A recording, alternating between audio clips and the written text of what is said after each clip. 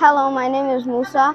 Today, it's my last day in band school. I'm really gonna miss every single person. I've done 2 years here, and I really love all my teachers and my friends. I'm gonna miss them so much. And we had so much activities and things, and I'm gonna miss every single person here. Bye. Hello everyone, my name is Zeda.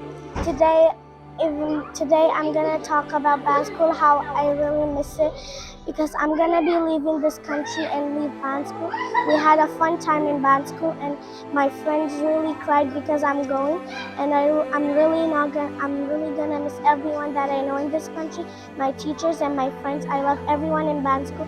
Thank you so much, band school, for everything you've done. Bye.